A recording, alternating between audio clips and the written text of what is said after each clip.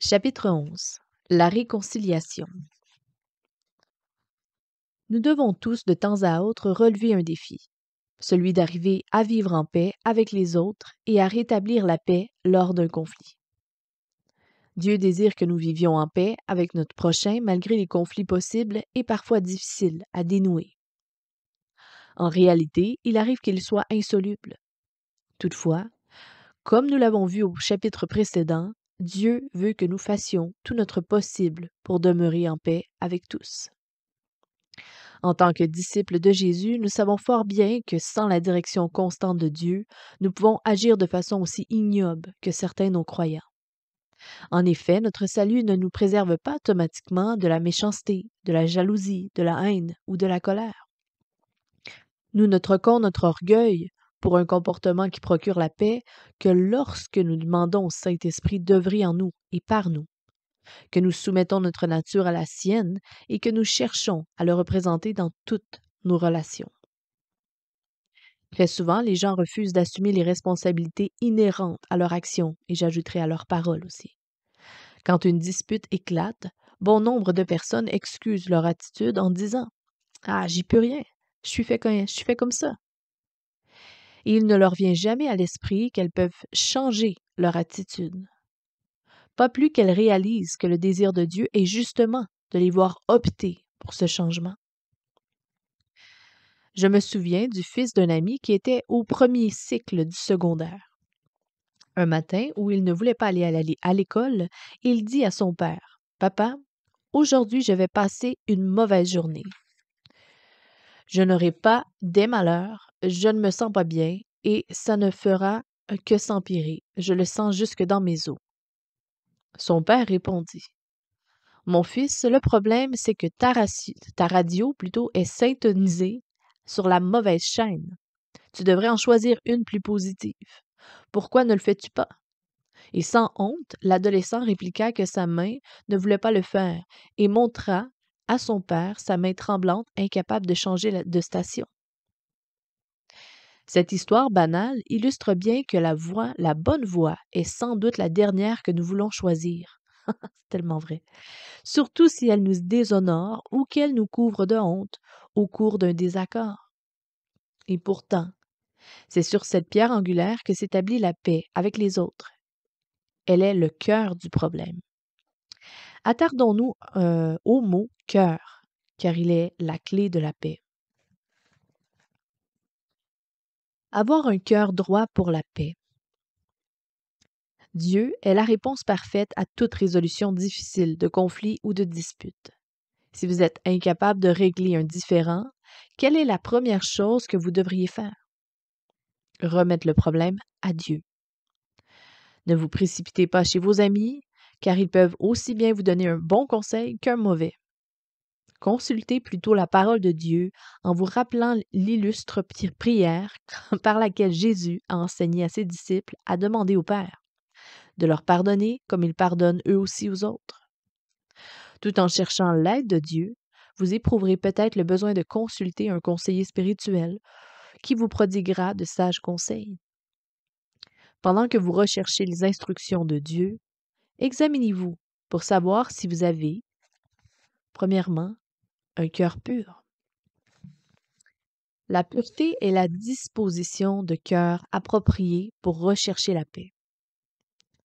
Jésus a enseigné « Ayez du sel en vous-même et soyez en paix les uns avec les autres. » Marc 9, verset 50. Cette recommandation fait référence à la pureté. À cette époque, le sel était la substance connue la plus nette, car il était tiré des sources les plus pures, la mer et le soleil. Désirer seulement ce que Dieu veut, c'est-à-dire tout ce qui procure un bienfait éternel, est le fruit d'un cœur pur. Autrement dit, vous voulez que vos proches suivent Jésus, qu'ils croissent spirituellement, qu'ils soient transformés et qu'ils soient bénis en toutes choses. Les personnes dont le cœur est pur désirent ce que Dieu veut, plus que ce qu'elles aimeraient elles-mêmes. Examinez-vous pour savoir si vous avez un cœur rempli d'amour. L'amour se manifeste toujours par le don. Tous les dons ne sont pas offerts par amour, Mais l'amour véritable produit un flot spontané de dons, c'est-à-dire de paroles, d'actions, d'objets, marques d'affection. L'amour permet de voir la personne au-delà de son geste et de trouver un moyen de lui donner selon le cœur de Dieu. À certains moments, le plus grand acte d'amour peut être le pardon. D'autres fois, un conseil, selon la parole, une réprimande, une parole d'encouragement, un compliment sincère ou encore un présent qui comble un besoin de sécurité, de réconfort, de substance ou de soins physiques. Examinez-vous pour savoir si vous avez un cœur patient. Colossiens 3, versets 12 et 13 vous recommande. Revêtez-vous d'entrailles de miséricorde, de bonté, d'humilité, de douceur, de patience. Supportez-vous les uns les autres, et si l'un a sujet de se plaindre de l'autre, pardonnez-vous réciproquement. En plus d'être purs et aimants, nous devons être patients envers la personne avec qui nous sommes en relation et laisser à Dieu le temps d'œuvrer dans sa vie. Il nous faut accepter les moments difficiles et supporter la critique, même quand nous ne discernons pas l'action de Dieu. Nous devons accepter d'attendre jusqu'à ce que Dieu nous dise « Vas-y, agis maintenant ». Examinez-vous pour savoir si vous avez un cœur qui pardonne. Jésus a dit « Absolvez et vous serez absous ». Luc 6, verset 35. L'apôtre Paul a écrit « Et si l'un a sujet de se plaindre de l'autre, pardonnez-vous réciproquement. De même que Christ vous a pardonné, pardonnez-vous aussi. » Colossiens 3, verset 13. Le pardon implique que nous mettions de côté notre douleur et que nous la donnions à Dieu. Nous devons accepter de remettre entre ses mains toute blessure et toute injustice et de croire qu'il guérira notre cœur et qu'il s'occupera de notre offenseur. Nous devons toujours pardonner car le refus de pardonner n'est jamais justifiable devant Dieu. Pardonner ne signifie pas que nous nions nos blessures, camouflons notre douleur ou renonçons à réclamer que justice soit faite. Cela implique plutôt que nous libérons le coupable de notre propre jugement et que nous l'abandonnons toute amertume et tout désir de vengeance. Si le coupable se retire de la relation ou s'il ne veut plus être votre employé, vous n'en êtes pas responsable. Et s'il continue à être méprisant, à vous critiquer, à vous condamner ou à être cruel envers vous, vous n'êtes pas responsable de son comportement. Faites tout ce que vous pouvez pour être en paix avec les autres, en ayant un cœur pur, aimant, patient et miséricordieux. Vous aurez ainsi accompli tout ce que Dieu attend de vous. Et c'est ce fondement qui vous prépare à traverser des situations où des relations brisées menaceront de faire chavirer votre navire. Mis à part le cas de l'homme qui a du mal à se pardonner lui-même ses transgressions passées, tout conflit implique au moins deux personnes et souvent davantage. Cela dit, vous devez vous rappeler que la réconciliation est toujours une question de choix et que vivre en paix avec les autres du mieux que vous le pouvez est aussi toujours un choix. Avez-vous remarqué que j'ai dit du mieux que vous le pouvez? Cela signifie que si vous décidez de faire de votre mieux, vous pouvez être en paix avec autrui. La réconciliation est un choix. Vivre en paix avec quelqu'un est un choix que nous faisons dans nos amitiés, dans nos relations avec nos parents et nos enfants, dans notre mariage, dans notre quartier, à notre travail et dans notre Église. Faites de la paix une priorité. Chérissez-la. Prenez la décision de la chercher jusqu'à ce que vous la trouviez. Cependant, ne vous attendez pas à ce que n'importe quelle relation soit toujours paisible. Attendez-vous plutôt à ce que des conflits surviennent et que dans la grande majorité des cas, vous arriviez à les régler. Trop souvent, les couples se marient en croyant que leur relation sera fantastique à tous les points de vue, car le courant passe bien entre eux et leurs conditions sociales et financières semblent bien s'apparier. Et le spectre de toutes les promesses brisées et de tous les divorces en Amérique du Nord prouve que ce n'est pas toujours le cas. L'expérience nous montre qu'à moins que deux personnes soient arrivées à apprendre à s'aimer mutuellement et à vivre en paix, leur mariage ne peut être réussi. L'argent, le statut social et les biens matériels ne peuvent le garantir. Certains dirigeants d'entreprises ou d'organismes croient que leur fonction exige de faire peu de cas des gens, de malmener leurs employés, de leur donner des ordres, mais ils courent à leur perte. Un comportement contraire à la volonté de Dieu ne peut amener une authentique bénédiction. Être un dirigeant ferme, responsable, diligent et fidèle, oui. Être un dirigeant désagréable, indifférent, inattentif, querelleur pour pousser les travailleurs à être plus productifs, non. Un comportement qui n'est pas selon Dieu crée toujours des conflits, qui, eux, réduisent la qualité de la productivité et zappent le moral des employés. Un dirigeant consacré à Dieu tentera toujours de créer un environnement de travail paisible où tous travaillent vers un but commun. Ne tombez pas dans le piège, les conflits ne sont pas nécessaires au progrès, ni sur le plan personnel et ni sur le plan professionnel. Recherchez la paix. Désamorcer un conflit majeur. Que faire pour désamorcer un conflit majeur? Déterminer l'importance de la relation. Premièrement, si vous voulez vivre en paix avec une personne, vous devez vous demander: cette relation est-elle assez importante pour que je la préserve? Suis-je prêt à faire certains compromis pour que la relation survive? Est-elle assez importante pour que je prenne le temps d'apprendre à vivre en paix avec cette personne ou ce groupe de personnes? Parfois, la réponse est non. Vous pouvez conclure que la souffrance attachée au maintien d'une amitié est trop grande pour que vous y investissiez votre temps et votre énergie. Si c'est le cas, retirez-vous dans la paix du mieux que vous le pouvez. Récemment, j'ai entendu parler d'une femme, Margot, une nouvelle amie de Carole. Après plusieurs mois où elles soupaient ou allaient au cinéma ensemble pratiquement chaque semaine, Margot commença à se sentir mal à l'aise. Caroline l'appelait de plus en plus et dépendait de plus en plus de son soutien émotionnel et insistait pour passer toujours plus de temps avec elle. Certaines personnes mentionnèrent à Margot que Carole était obsédée par elle, et des amis lui confièrent que des clichés d'elle tapissaient les murs de l'appartement de Carole et que cette dernière leur avait affirmé être incapable d'imaginer sa vie sans son amie. Margot savait qu'elle devait prendre du recul. Elle tenta d'expliquer à Carole ce que signifiait l'amitié, et elle lui suggéra de consulter un conseiller chrétien pour apprendre comment établir une véritable amitié. En guise de réponse, Carole adopta une attitude très défensive et rejeta la suggestion. Margot n'eut pas d'autre choix que de lui annoncer qu'elle devrait mettre fin à leur relation. Mais voilà que Carole insista d'une manière un peu violente pour que leur relation survive. Et en fin de compte, Margot dut engager un garde du corps, car Carole la menaçait et la traquait.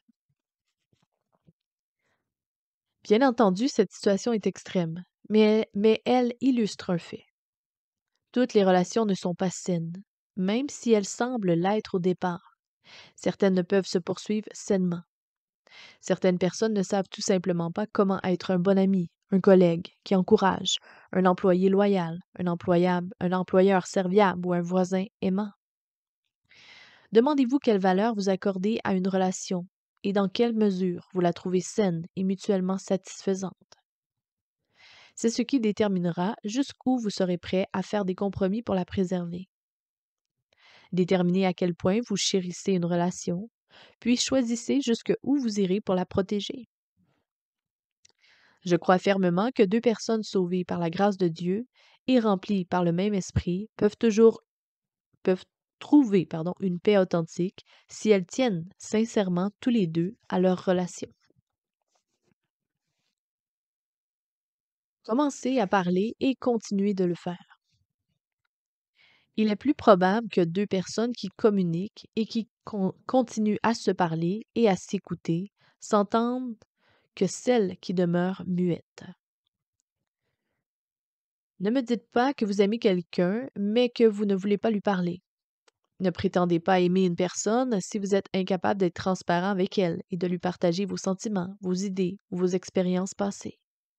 N'affirmez pas que vous aimez quelqu'un si vous ne voulez pas déterminer le cœur du problème qui vous divise. Chaque fois que vous vous dites «je l'aime mais» ou «je l'aime quand», vous révélez que vous n'aimez pas vraiment cette personne et que vous ne chérissez pas cette relation. Les mots mais, si et quand introduisent des conditions dans une relation, tandis que l'amour authentique est inconditionnel. Un tel amour ne limite jamais le dialogue, la transparence ou l'introspection. Il ne distingue pas le don généreux de la volonté de changer, de croître et de partager la plénitude de la vie avec une autre personne. Lorsqu'une personne se ferme comme une huître, qu'elle refuse de manifester ses émotions ou qu'elle ne s'obstine à se taire sur un sujet, la relation en souffre. Chaque fois qu'un mur de défense s'érige et que l'attitude «je ne veux pas entendre ce que tu as à dire là-dessus» prime, l'espoir de bâtir la paix est très mince. Un couple, une connaissance indirecte, trouve leur mariage difficile. Le plus désolant, c'est que l'homme, comme la femme, ne semblent pas prêts à s'investir pour sauver leur relation, comme s'ils sont tous deux préoccupés par leur propre intérêt. Ils sont déchantés et désillusionnés. Au contraire, si deux personnes veulent maintenir le dialogue, poursuivre la discussion, rester ouverts l'un envers l'autre et continuer de s'écouter, elles ont de bonnes chances de parvenir à un accord satisfaisant et de concilier leurs différences dans la paix. Pour arriver à cette entente, il est impératif que tous deux s'expriment et écoutent l'autre. Et si une personne parle alors que l'autre n'écoute pas, elles n'y parviendront pas. Des mots comme commander, exiger, ordonner et insister n'ont pas leur place dans la discussion, pas plus que les menaces, qu'elles soient claires ou subtiles. Adopter une attitude «c'est à ma façon» ou rien ne produit pas la paix. Des individus différents ont besoin d'apprendre à chercher la compréhension mutuelle, beaucoup plus complexe que de simples renseignements sur l'autre. Ils doivent aller au cœur du différent et considérer les motifs, les désirs et les besoins dont ils n'avaient peut-être pas parlé jusqu'à présent. Il est indispensable qu'ils soient honnêtes à propos de leurs émotions et qu'ils exposent clairement ce qu'ils voudraient que la relation soit ou qu'elle devienne. Soyez transparent. Vous ne pouvez espérer entretenir une relation pacifique tout en ayant en tête des intentions cachées ou des idées manipulatrices. Même si vous ne les révélez pas ouvertement, tôt ou tard, vos désirs se font sentir et l'autre répondra probablement par un retrait défensif ou par une hostilité ouverte. Je connais un cadre supérieur qui travaillait à Atlanta pour une entreprise étrangère. Il eut un conflit avec le propriétaire de l'immeuble au sujet d'un bail de l'entreprise. Aucune des parties n'était d'accord avec le point de vue de l'autre. Une forte somme d'argent était en jeu. Le cadre supérieur, un chrétien spirituellement en santé, posa un geste, d'après moi, admirable. Il s'assit en face du propriétaire et de son avocat, puis il libella un chèque en blanc à l'ordre du propriétaire et le lui remit en disant: Je crois que vous êtes intègre, et je vous fais confiance, et je suis persuadé que vous inscrirez un montant qui sera équitable pour chaque partie. Sur ce, le propriétaire et son avocat cessèrent de discuter et quittèrent. Lorsqu'il revint, plus tard, il avait inscrit sur le chèque un montant acceptable pour le cadre de l'entreprise. La détermination de cet homme à vivre en paix avec le propriétaire de l'immeuble et sa confiance en Dieu l'emportèrent. Il choisit la transparence et reçut en retour la paix, en dépit du risque de prendre un gros montant d'argent, de perdre un gros montant d'argent. Êtes-vous prêt à admettre vos erreurs? Êtes-vous disposé à confesser vos faiblesses et vos fautes ou à avouer que vous avez peut-être mal compris l'autre? Êtes-vous disposé à reconnaître que vos réactions étaient excessives ou qu'une colère refoulée a explosé? Êtes-vous prêt à examiner votre propre habitude et vos attitudes profondément ancrées, dont quelques-unes se sont incrustées en vous depuis votre enfance? Ce que nous avons acquis durant l'enfance ne nous est pas toujours utile à l'âge adulte. Personne n'a eu de parents parfaits et par conséquent, personne n'a vécu une enfance parfaite. Avez-vous pleinement déterminé ce qui était utile, sain, sage et selon le cœur de Dieu dans votre enfance et ce qui ne l'était pas? En tant qu'adulte, assumez-vous vos attitudes, vos opinions, vos sentiments et vos comportements? Êtes-vous prêt à admettre que certains aspects de vos relations sont influencés par les vestiges d'amitié antérieures, de relations amoureuses passées et même de votre enfance? La transparence envers soi et autrui peut nous aider à entrer en relation avec les autres dans la sagesse et l'amour. La meilleure manière de régler les problèmes de communication générés par notre faiblesse et nos échecs est de s'attaquer à la racine du problème. Allez au cœur du problème. Quand vous communiquez ouvertement avec une autre personne, soyez transparent et faites de votre mieux pour découvrir le problème à la source de votre désaccord. Demandez-vous quel est le vrai problème. Le cœur du problème est-il lié à une faible estime de soi ou à une incapacité d'apprécier l'autre? Est-il issu de l'orgueil? Vient-il d'une incapacité de surmonter le rejet ou de vaincre la solitude comme Dieu le désire? Il n'y a pas très longtemps, je discutais avec une amie, psychologue professionnelle et aussi femme sage et pieuse. Elle me toucha un mot sur son intervention auprès d'une femme venue la voir pour une consultation conjugale. Elle l'avait rencontrée assez régulièrement pendant plusieurs mois, mais ce n'avait été que très récemment que sa cliente finit par admettre. Mon mari et moi ne partageons pas le même lit depuis près de 10 ans. Quoi donc? Pourquoi donc? Eh bien, un jour, mon mari a commencé à se mettre en colère aussitôt arrivé du travail, à utiliser un vocabulaire grossier et à proférer des paroles haineuses à propos de son patron et de ses collègues. Je ne pouvais plus supporter ces actes de colère. Une demi-heure après son retour du travail, je me sentais nouée. Est-ce que ces emportements vous visaient? Non. Ils concernaient d'autres personnes, mais ils créaient une atmosphère que je détestais. Mon mari piquait sa crise et puis il faisait comme si de rien n'était. J'étais tendue et irritée à un point tel que j'avais l'estomac barbouillé et je ne pouvais rien avaler. C'était comme s'il passait toute sa colère et sa frustration sur moi. 3 ou 4 heures plus tard, il se mettait au lit et s'attendait à de la tendresse. Mes émotions ne pouvaient faire de si subtils vols-de-face. Subis, pardon, de si subites vols-de-face. J'étais trop irritée pour répondre à ses attentes. Lui avez-vous déjà demandé pourquoi il ressentait tant de colère au travail? Lui avez-vous déjà demandé pourquoi il croyait avoir le droit de déverser sa colère sur vous?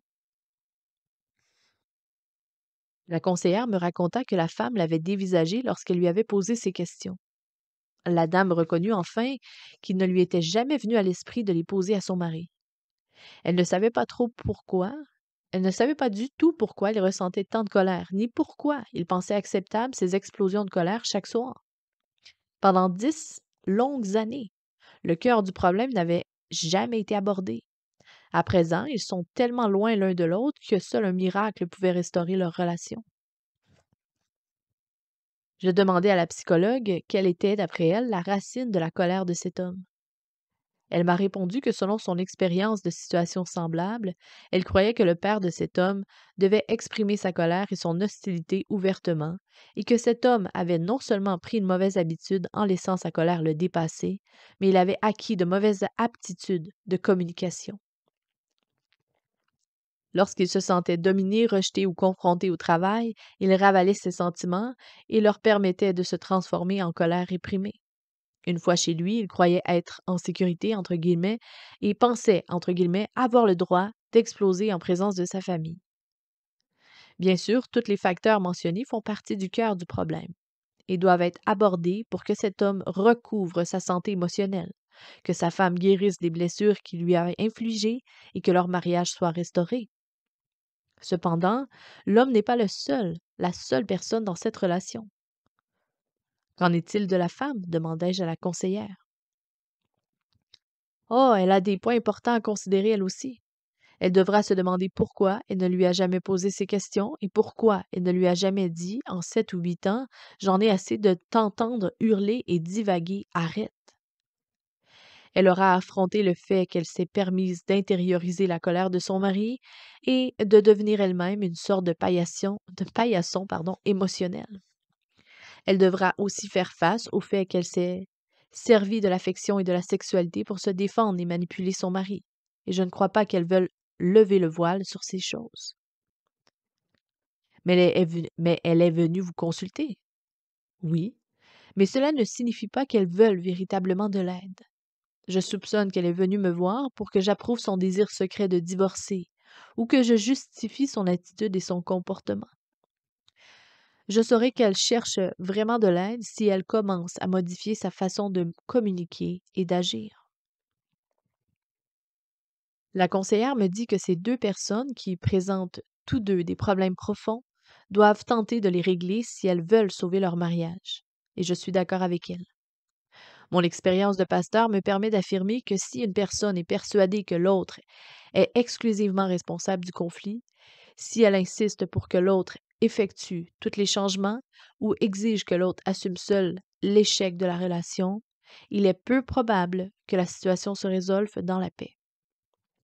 Par contre, si deux personnes sont disposées à améliorer ensemble leur mode de communication déficient et leur relation précaire, dont elles sont tous les deux responsables, elles ont de grandes chances de se réconcilier et de poursuivre leur relation dans la paix. Le rôle d'un conseiller chrétien. La Bible nous dit que le salut est dans le grand nombre de conseillers. Proverbe 11, verset 14. Si vous et la personne avec qui vous êtes en conflit accordez assez d'importance à votre relation pour effectuer les changements qui s'imposent et si vous désirez à tout prix vivre en paix, sans savoir comment communiquer, être transparent ou aller au cœur du problème, cherchez un conseiller qui marche avec Dieu. J'insiste, trouver un conseiller sage et éclairé de Dieu. Un conseiller sage dont les conseils fondés sur la parole de Dieu, la plus grande source de sagesse. Un conseiller pieux désire vraiment le meilleur, selon Dieu, pour votre vie et votre relation. Il veut ce que Jésus veut pour vous. Il vous conduira à la parole de Dieu et vous indiquera l'importance de bâtir votre relation sur un fondement commun aux deux parties, l'amour pour Jésus-Christ. En effet, lorsque Christ est la troisième personne dans la relation, qu'il est votre Sauveur et votre Seigneur à tous les deux, et que vous cherchez à lui obéir, les chances de vous réconcilier et de trouver la paix sont réelles. À l'inverse, un conseiller qui ne s'appuie que sur la sagesse du monde ne vous présentera pas la fondation solide dont vous avez besoin pour résoudre votre conflit de manière réellement pacifique. Un mauvais conseil peut détruire une relation. Cherchez un conseiller qui vous ramènera continuellement à la parole de Dieu et vous encouragera à prier et à chercher la volonté de Dieu ensemble. Montrez-moi deux personnes qui prient ensemble, lisent la parole ensemble et s'entretiennent sur elle et qui sont disposées à communiquer de façon libre, transparente et honnête. Trouvez deux personnes qui aiment profondément le Seigneur Jésus, qui tiennent sincèrement à leur relation et qui désirent le meilleur pour l'autre. Et je vous montrerai deux personnes qui ont une base très solide pour trouver un terrain d'entente et vivre en paix. Soyez prêts à travailler au bien de votre relation. Soyez prêts à admettre vos limites, vos échecs et vos erreurs. Et soyez prêts à parler et écouter. Soyez prêts à modifier votre façon de penser, vos réponses émotionnelles et votre comportement. Répondre à ceux qui nous blessent. L'apôtre Paul nous a donné, de la part du Seigneur, une instruction très claire sur la façon dont nous devons répondre à ceux qui nous blessent, qui nous rejettent ou qui sont mal intentionnés. Ne rendez à personne le mal pour le mal. Il est écrit en Romains 12, verset 17. Ne prenez jamais la vengeance entre vos mains, même dans les circonstances les plus difficiles. Ne cherchez jamais à vous venger. Laissez les représailles au Seigneur. Il sait ce qui est juste. Il sait quelles conséquences méritent ceux qui vous ont fait du mal, et il connaît le moment où ils devront les subir. Cette semaine, j'ai lu l'histoire d'une jeune femme remarquable. Elle marchait sur un sentier dans une forêt en Géorgie lorsqu'un chasseur tira sur elle par erreur. Le jeune homme la trouva en état de choc. Elle était littéralement à l'agonie. Par la suite, il fit toute chose bien. Il lui donna la respiration artificielle, arrêta l'hémorragie et l'amena immédiatement à l'hôpital. Il fut tout de même accusé d'assaut grave. Quant à elle, la blessée, qui est encore hospitalisée et toujours très malade, elle déclara publiquement qu'elle n'imputait aucune malveillance au chasseur. Elle demanda même qu'on n'engage pas de poursuite judiciaire contre lui et elle lui exprima sa gratitude pour lui avoir sauvé la vie. Elle choisit de remettre sa vie entre les mains de Dieu et refusa de se venger. Elle pardonna à l'homme qui avait failli causer sa mort. Et comment Dieu nous demande-t-il de traiter nos ennemis? Nous sommes appelés à confier à Dieu notre colère et nos désirs de vengeance. À cet effet, Paul est très clair. Mais si ton ennemi a faim, donne-lui à manger, et s'il a soif, donne-lui à boire. Romains 12, verset 20. Dieu a promis de récompenser ceux qui traiteraient bien leur ennemi. Cette récompense vous sera remise si vous faites du bien à ceux qui vous font du mal. Aucune promesse n'est liée aux représailles, à la vengeance ou à la rancune. Au temps biblique, donner à manger et à boire à un ennemi en manque était un signe de grande hospitalité. Les gens savaient que renvoyer un ennemi dans le désert sans lui donner à boire l'inciterait à leur causer davantage de tort. Faire preuve de bonté élémentaire était au contraire un moyen de désamorcer sa colère et peut-être de mettre un terme à ses actions malveillantes. Nourrir l'affamé et abreuver la soifée illustre la façon dont nous pouvons combler les besoins fondamentaux de nos ennemis. La Bible ne dit pas que nous devons nous donner du mal et poser des gestes d'une générosité exceptionnelle envers ceux qui nous font du mal. Nous n'avons pas à travailler pour nos ennemis, à leur donner des pots de vin, ni à faire preuve de favoritisme envers eux. Dieu nous demande simplement de satisfaire leurs besoins fondamentaux quand nous en avons l'occasion. Nous devons agir avec courtoisie envers nos ennemis, leur parler avec bienveillance et nous abstenir de critiques à leur égard. Voici ce que Jésus enseigne à ce sujet. Aimez vos ennemis et bénissez ceux qui vous maudissent. Faites du bien à ceux qui vous haïssent et priez pour ceux qui vous maltraitent et qui vous persécutent. Matthieu 5, verset 44. Le principe à propos des ennemis et de la persécution est le même aujourd'hui qu'au temps biblique. La seule manière de transformer un ennemi en ami est de le traiter avec bonté. La force et la vengeance ne font pas d'amis. Nos ennemis le deviennent si nous leur manifestons plutôt l'amour de Dieu. Leur faisons du bien, disons du bien à leur sujet et prions pour eux.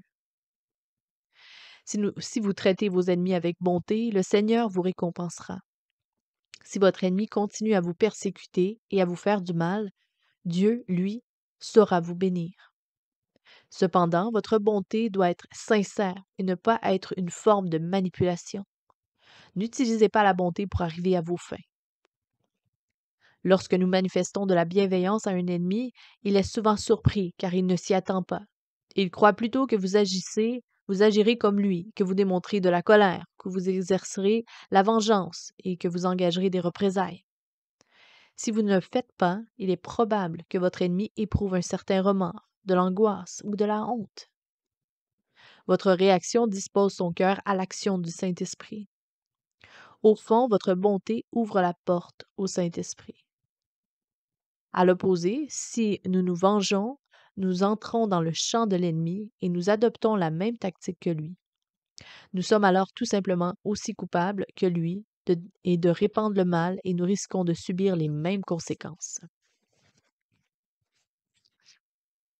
Toutes les relations brisées ne peuvent être réconciliées. Mais Monsieur Stanley, vous ne semblez pas croire que les miracles sont possibles en toute situation? Songez-vous peut-être?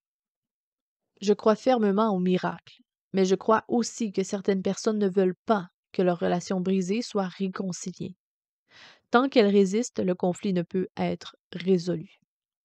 Il est tout simplement impossible de résoudre un différend et de rétablir la paix si une des personnes impliquées affirme catégoriquement: c'est fini, je ne veux plus de cette relation. Oublie la réconciliation, c'est terminé. Une personne ne peut faire survivre une relation à elle seule, ni forcer l'autre à la réconciliation ou à vivre en paix. Elle ne peut contraindre l'autre à poursuivre une relation dont cette personne ne veut plus. Un psychologue chrétien de renom affirma un jour: Si une des personnes impliquées dans un conflit trace 359 degrés du cercle et que l'autre refuse, pour quelque raison que ce soit, d'ajouter le degré manquant pour compléter le cercle, la relation brisée ne pourra être rétablie. Mais pourquoi quelqu'un ne voudrait-il pas se réconcilier? Pour de nombreuses raisons. Certaines personnes semblent aimer vivre sous haute tension, dans les querelles et le tohu-bohu. Dans la plupart des cas, ces personnes ont grandi dans le tumulte. C'est tout ce qu'elles connaissent. Elles croient pouvoir gérer une atmosphère remplie de jurons et de blasphèmes, et parfois de violence, d'avidité, de jalousie et de silence de béton. Elles sont même inconfortables lorsque la paix et la joie règnent. Il existe aussi des gens qui prennent plaisir à la misère des autres. Ils voient en leur capacité de faire souffrir l'autre une forme de puissance ou de contrôle. De telles personnes ne se sentent pas bien que si leur entourage se sent mal. Elles sont contrariées lorsque d'autres éprouvent une joie authentique. Et en fin de compte, ces personnes sont en colère contre elles-mêmes, mais elles l'admettent rarement. Je le répète, certaines personnes ne connaissent que les conflits. Coexister en paix avec les autres leur est totalement étranger. Hmm. Les conflits conjugaux.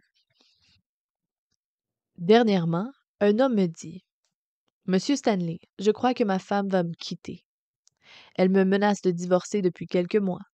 Je lui demande constamment ce qu'elle veut changer dans notre mariage, mais elle ne répond pas. Et je crois que la seule chose qu'elle veut changer, c'est de ne plus être mariée avec moi. Que puis-je faire pour sauver notre mariage? Vous ne pourrez probablement pas y arriver si elle ne veut plus être mariée avec vous, ou si elle n'arrive pas à mettre le doigt sur ce qui cloche dans votre relation. Tout ce qu'elle me dit, c'est: tu me rends plus heureuse, tu ne me rends plus heureuse. J'en déduis que je faisais quelque chose qui lui apportait du bonheur et que désormais je ne le fais plus. Je n'arrive pas du tout à découvrir ce que c'est. Et quand je lui demande, elle ne répond pas. Je ne crois pas que vous puissiez la rendre heureuse. Je pense que je pourrais, si seulement je savais quoi faire, répondit-il sur la défensive. Non, répondis-je. Vous ne pouvez pas, et personne ne le peut, car le bonheur authentique et durable ne se trouve pas dans une relation ne se trouve, que dans une relation personnelle avec Jésus. Vous pouvez donner des présents à votre femme ou poser des gestes qui le feront temporairement sourire, mais vous ne pouvez pas lui apporter le bonheur. Mais que faites-vous des versets qui parlent de notre responsabilité envers les autres? Je dois être le gardien de mon frère, par exemple. Cela ne veut-il pas dire que je dois rendre ma femme heureuse? Hmm. D'après la Bible, votre responsabilité est d'aimer votre femme, de prendre soin d'elle et de pourvoir à ses besoins comme vous le faites pour vous-même. Cela signifie que vous devez l'encourager, la fortifier et partager votre vie avec elle. La façon dont elle le conçoit ne dépend que d'elle. Elle peut apprécier ce que vous lui apportez et lui dites, le chérir et s'en réjouir, comme elle peut tout aussi bien le recevoir en se disant que ce n'est pas assez, que cela ne le sera jamais. Vous ne pouvez gérer ses sentiments. Je devrais donc arrêter de lui demander ce que je peux faire pour elle? Bien sûr que non. Continuez à lui demander. Et je ne dis pas que que vous devriez cesser de l'aimer et de vous donner à elle.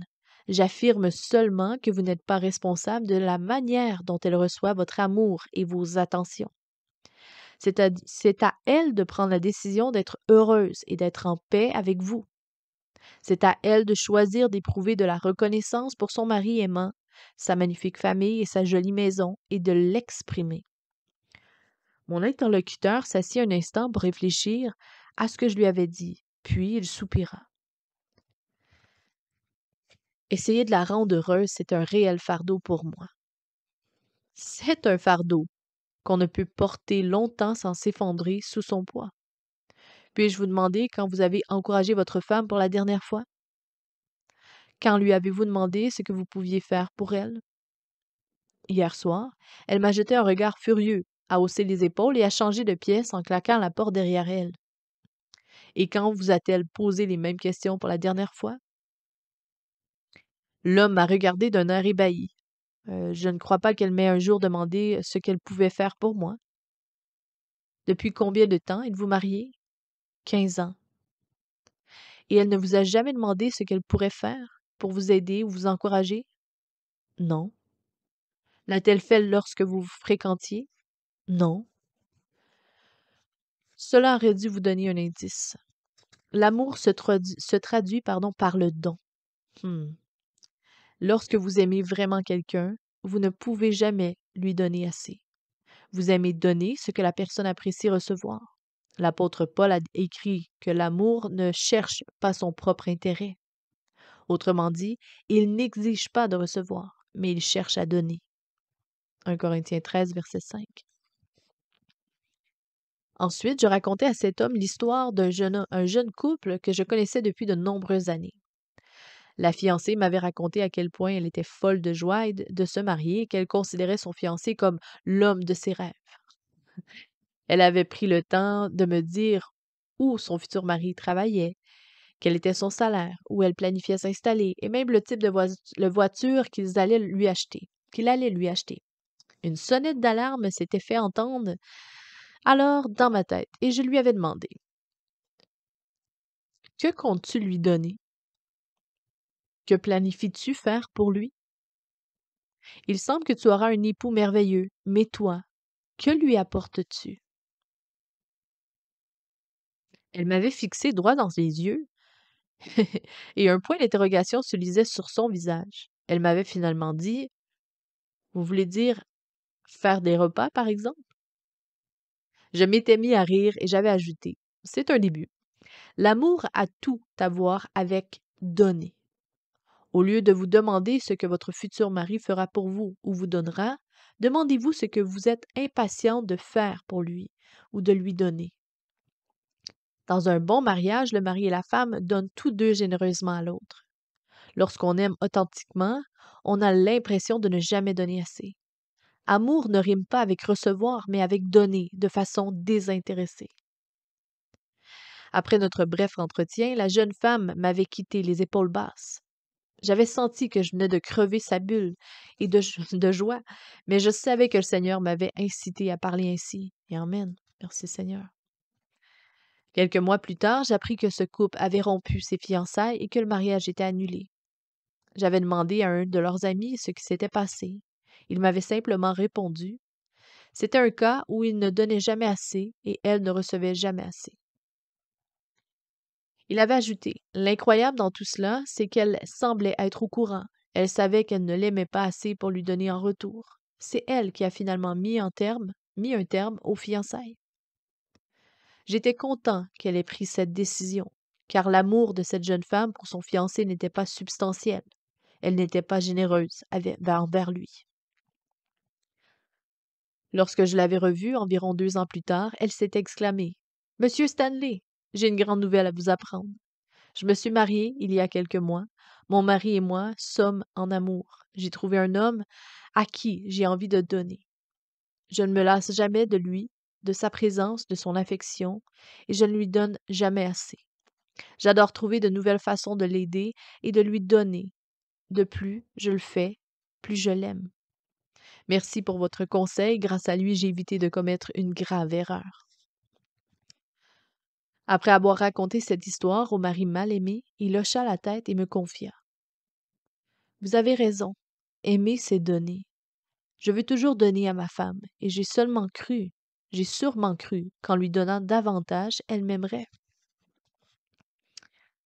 Vous ne pouvez rien faire pour inciter quelqu'un à vous aimer. Vous ne pouvez obliger une personne à rester avec vous si elle veut vous quitter. Devrais-je tout simplement la laisser partir? Non. Votre mariage vaut la peine que vous vous battiez pour le préserver. Suggérez-lui de consulter un conseiller éclairé de Dieu. Tentez de communiquer avec elle. Par contre, si elle est déterminée à vous quitter, vous devez vous donner la liberté de le faire. Vous devez peut-être l'aimer assez pour la laisser partir. Jusqu'à quel point devrions-nous faire des compromis? Jusqu'où devons-nous faire des compromis pour trouver la paix? La parole nous fournit une réponse très claire. Nous devons en faire dans la mesure de la force, de la grâce, de la bonté et de l'amour que Dieu nous donne, sans toutefois violer un principe ou un commandement biblique. Si accepter un compromis vous fait céder au mal, violer un commandement, sombrer dans l'immoralité, plonger dans le déni, s'il vous pousse à vous rebeller contre un principe divin concernant les relations, et s'il vous amène à ne plus considérer la Bible comme la vérité de Dieu, ou vous conduit à vous détourner de Jésus votre Seigneur, ne le faites pas. Vous ne devez jamais désobéir à la parole de Dieu. Pardonner à quelqu'un 77 fois, 7 fois, oui. Faire 1, 2 et même 100 kilomètres de plus, oui. Désobéir à la parole de Dieu, que ce soit à ses commandements ou à ses principes fondamentaux, non. Jésus aurait pu être en paix avec les autorités religieuses de son époque s'il avait fait des compromis avec ces gens, mais il aurait été ainsi, violé les principes de l'amour, le pardon et de la grâce de Dieu, répandus afin que tous puissent croire en son nom et être sauvés. Jésus ne chercha pas la paix à n'importe quel prix, et il ne nous appelle pas à le faire non plus. L'apôtre Paul aurait pu lui aussi faire la paix avec les dirigeants religieux de son temps et avec les autorités romaines. Il n'avait qu'à affirmer que Jésus n'était qu'un bon enseignant et que sa mort à la croix n'était que le seul moyen d'obtenir le salut. Néanmoins, si Paul avait fait une telle déclaration, il aurait trahi la vérité de Dieu. Lui non plus ne cherchait pas la paix à n'importe quel prix. Au contraire, il accepta d'être poursuivi, banni, accablé d'injures et blessé dans son corps pour ne pas compromettre la parole de Dieu. En outre, vous ne devez jamais compromettre l'appel spécifique que vous avez clairement et directement reçu de Dieu. Si vous vous rebellez ouvertement contre Dieu et que vous rejetez délibérément son appel, le Seigneur permettra que vous en subissiez pleinement les conséquences et il n'interviendra plus dans votre vie. De plus, vous ne devez jamais compromettre la vérité de la parole de Dieu. De nos jours, les gens semblent détester le concept de vérité absolue. Ouais, vraiment. Ils croient plutôt en des vérités relatives, et c'est pourquoi ils affirment que certaines choses sont vraies pour eux, et pas nécessairement pour tous. Ils haïssent la parole de Dieu, car elle donne des commandements et proclame des vérités applicables à tous les peuples, à toutes les cultures, à toutes les nationalités, à toutes les races, à toutes les époques et à toutes les générations depuis la création. Récemment, j'ai écouté une conversation entre l'animateur d'une émission de télévision et une adolescente. L'animateur a demandé: crois-tu qu'avoir des relations sexuelles avant le mariage est bien ou mal? Elle a répondu: pour moi, c'est mal, mais les autres peuvent faire ce qu'ils veulent. C'est peut-être bien pour eux. J'entends beaucoup d'adolescents et d'adultes répandre cette idée, non seulement à propos de la fornication, mais aussi sur bien d'autres comportements que la Bible qualifie de péché. Lorsqu'il s'agit de la parole de Dieu, les gens qui croient à la vérité relative et non à la vérité absolue ont tendance à dire: c'est ce que tu crois, c'est ton interprétation. Je vous assure que si vous refusez tout compromis en ce qui concerne vos convictions profondes ainsi que votre appel est la parole de Dieu, à la parole de Dieu, le Seigneur se tiendra pour vous. De plus, il tournera toutes les persécutions que vous subirez en bienfaits éternels. Il vous fera croître spirituellement, il vous donnera une plus grande foi, il vous procurera une plus grande puissance, il vous récompensera soit sur terre, soit au ciel, pour votre prise de position, et il vous donnera sa paix. À bientôt.